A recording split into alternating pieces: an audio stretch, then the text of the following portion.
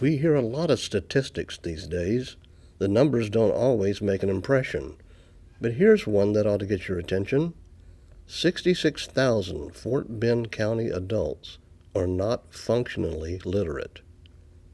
That means that 66,000 people around you right now may not be able to read traffic signs, or medicine bottles, or help their kids with their homework. The Literacy Council of Fort Bend has been trying to do something about this since 1987. Executive Director Kelly Metzenthien. The Literacy Council of Fort Bend County is all about providing adult basic education to adults. What that means is that adults that are either seeking to learn the English language, seeking to get their GED, their citizenship, basic literacy. A lot of our students want to learn to read to their children or their grandchildren, or basic computer skills. Those are our 5 programs. As part of that effort, the Council provides free tutor training to all people who will volunteer to teach adults. Some come knowing they want to tutor English as a second language. Some come knowing they want to tutor a student in math to help them with their GED. But once they get finished with our tutor training, they're better equipped to decide. Our tutors find it very rewarding. We couldn't do it without our volunteer tutors. Currently, we have 230 active volunteer tutors. We train about 100 a year, and some have been with us over 20 years, and they will commit to maybe 1 semester of service, or some, like I said, have been with us 20 years. Colleen Mayer begins the training with a new batch of volunteers. What is literacy? What does it mean? What does it mean to you?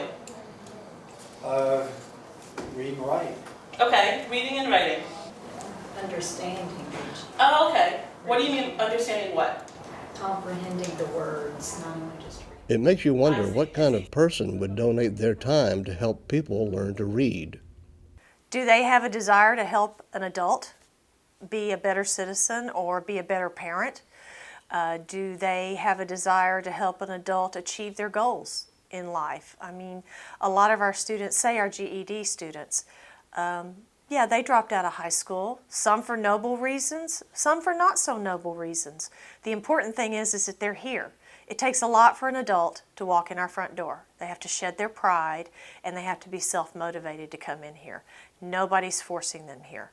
They have to get the opportunities. They have so much knowledge, but just the language becomes a barrier for them. So that should not be the case.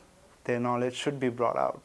So that the language barrier, we should fill that barrier up and bring that knowledge out so it can be helpful to a lot of people.